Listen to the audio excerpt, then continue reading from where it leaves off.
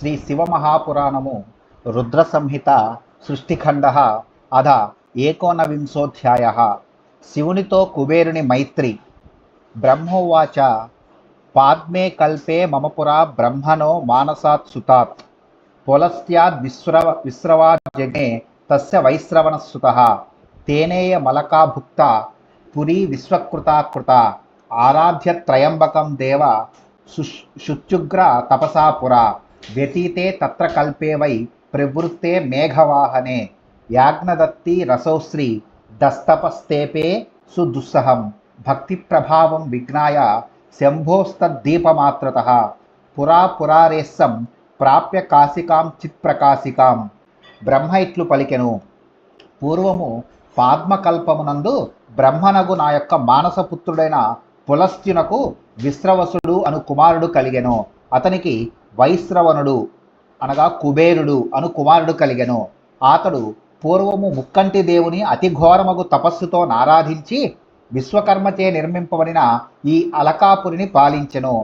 పాద్మకల్పము గడిచి మేఘవాహన కల్పము రాగా యజ్ఞదత్తుని కుమారుడుగానున్న ఈ కుబేరుడు ఘోరమగు తపస్సును చేసెను. దీపమును వెలిగించుట మాత్రము చేత తనకు లభించిన మహాఫలముచే భక్తి యొక్క ప్రభావమును ఎరింగి అతడు పూర్వము పురారియగు శివుని చైతన్య స్వరూపమును ప్రకాశింపజేయు కాశీనగరమును చేరుకొనెను. శివైకాదశముద్బోధ్య చిత్తరత్న ప్రదీపకై అనన్య భక్తి స్నేహాఢ్య స్తన్మయో ధ్యాన నిశ్చల శివైక్యం సు మహాపాత్రం తపోగ్ని పరిబృంహితం కామక్రోధ మహావిఘ్న పతంగాఘాత వర్జితం ప్రాణ సంరోధత నిర్వాతం నిర్మలం నిర్మలేక్షణాత్ సంస్థాప్య శాంభవం లింగం సద్భావ కుసుమార్చితం తావత్త తాపస తపస్వగా స్థి పరిశేషితం యావద్ బభూవ తద్వర్ష్మ వర్షానామయుతం శతం. అతడు చిత్తము అనే రత్న దీపముచే ఏకాదశ రుద్రులను మేల్కొలిపి అనన్యమగు భక్తితో ప్రేమతో నిన్న హృదయము గలవాడై ధ్యానమునందు అచంచలుడై ఉండెను. అతడు మహాత్ములకు మాత్రమే లభ్యమగునట్టియు తపస్సు అనే అగ్నిచే వృద్ధి పొందింపబడినట్టియు కామక్రోధ రూపములో నుండే మహావిఘ్నములను పక్షుల దెబ్బకు తగులునట్టి శివైక్యమును భావనచే పొందెను.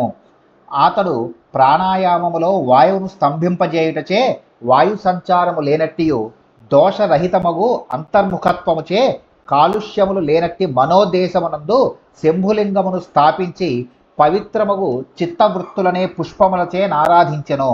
అతడు శరీరములో చర్మము ఎముకలు మాత్రమే మిగులున్నంత వరకు 10,100 సంవత్సరముల కాలము తపస్సు చేసెను. తతస్సహ విశాలాక్ష్య దేవో విశ్వేశ్వర స్వయం అలకాపతి మాలోక్య ప్రసన్నేనాంతరాత్మన లింగే మనస్సమాధాయ స్థితం స్థానుస్వరూపిణం ఉవాచ వరదోస్మీతి తదా చక్ష్వాలకాపతే ఉన్మీల్య నయనే యావత్స పశ్యతి తపోధనః తావదుద్యత్సహస్రాంశు సహస్రాధిక తేజసం పురో దదర్శ శ్రీకంఠం చంద్రచూడం మాధవం తత్తేజః పరిభూతాక్షితేజాః సమ్మీల్య లోచనే ఉవాచ దేవదేవేశం మనోరథ పదాతిగం నిజాంఘ్రి దర్శనేనాత దృక్సామర్థ్యం ప్రయచ్చమే. అప్పుడు విశ్వేశ్వర దేవుడు నిడివి కన్నుల అర్ధాంగితో కూడి ప్రసన్నమగు మనస్సుతో స్వయముగా ప్రత్యక్షమై అలకాపతియగు కుబేరుని చూచెను. అతడు మనస్సును లింగమునందు లగ్నము చేసి స్థాణువు వలె నిశ్చలుడై ఉండెను. అప్పుడు ఆయన, హే అలకాపతే, వరమునిచ్చెదను, కోరుకొనుము అని పలికెను. తపస్సే ధనముగా గల ఆ కుబేరుడు కన్నులు తెరచి ఉదయించే కోటి సూర్యుల కన్నా అధికమగు తేజస్సు కలిగినట్టియు విషమును కంఠమునందు ధరించినట్టియు చంద్రుని శిరస్సుపై అలంకరించుకొని ఉన్న పార్వతీపతిని ఎదురుగా చూచెను. ఆ తేజస్సును కన్నులతో చూడజాలక అతడు వెంటనే కన్నులను మూసుకొనెను. మనోగోచరము కాని ఆ దేవదేవుడితో అతడిట్లనెను, నాథా, నీ పాదములను చూడగలిగే శక్తిని నా కన్నులకు ఇమ్ము. ఆయమేవ వరోనాథ యత్వం సాక్షాన్ నిరీక్ష్యసే కిమన్యేన వరేనేస నమస్తే శశిశేఖర ఇతి తద్వచనం శ్రుత్వా దేవదేవ ఉమాపతిః దదౌ దర్శన సామర్థ్యం సృష్ట్వా పాణితలేన తం ప్రసార్య నయనే పూర్వం ముమామేవ వ్యలోకయత్ తతోసౌ యాజ్ఞదత్తిస్తు తత్సామర్థ్య మవాప్య చ. నాథ, నిన్ను ప్రత్యక్షముగా చూడగలుగుటయే నేను కోరే వరము. ఈశా, ఇతర వరములతో పని ఏమి? ఓ చంద్రశేఖర, నీకు నమస్కారమగుగాక. దేవదేవుడగు పార్వతీపతి ఈ మాటను విని అతనిని అరచేతితో స్పృశించి చూడగలిగే శక్తిని ఇచ్చెను. యజ్ఞదత్త కుమారుడగు ఆ కుబేరుడు చూడగలిగే శక్తిని పొంది కన్నులను తెరిచి ముందుగా పార్వతీదేవిని చూచెను.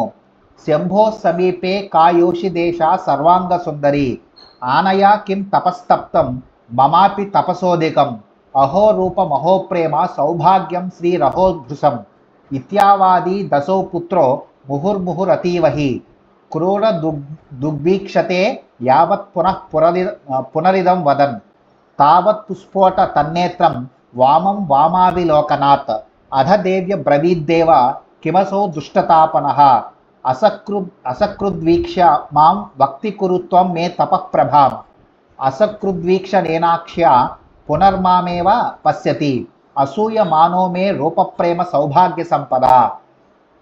శంభుని సమీపంలో సర్వాంగ సుందరియగు ఈ యువత ఎవరు? ఈమె ఎట్టి తపస్సును చేసినదో నాకంటే అధికమైన తపస్సును చేసినది. అహో ఏమి రూపము, అహో ఏమి ప్రేమ, ఏమి సౌభాగ్యము, ఏమి శోభ. ఇట్లు కుబేరుడు మరలా పలుకుచూ అతిగా ప్రవర్తించెను. ఇట్లు పలుకుచూ క్రూరమగు చూపులతో ఆమెను చూచుటచే అతని ఎడమ నేత్రము పగిలిపోయెను. అప్పుడు ఆ దేవి దేవునితో నిట్లనెను, ఏమి ఇది?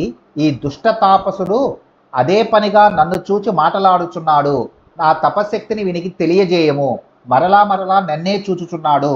నా రూపమును, ప్రేమను, సౌభాగ్యమును, సంపదను చూచి అసూయపడుచున్నాడు.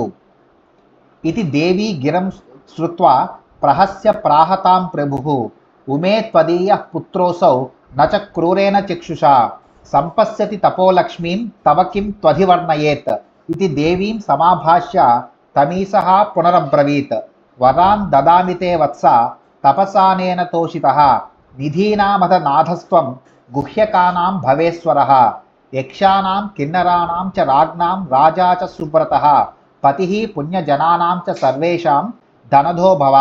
దేవి యొక్క ఈ మాటలను విన్న శివప్రభువు చిరునవ్వుతో ఆమెతో ఇట్లనెను, ఉమా, ఈతడు నీ కుమారుడు. ఈతడు నిన్ను క్రూర దృష్టితో చూచుటలేదు, పైగా నీ తపస్సంపదను వర్ణించుచున్నాడు. ఇట్లు దేవితో పలికి ఈశుడు మరల కుబేరునితో ఇట్లనెను, వత్సా, నీ తపస్సును నేను మెచ్చితిని, నీకు వరములనిచ్చెదను.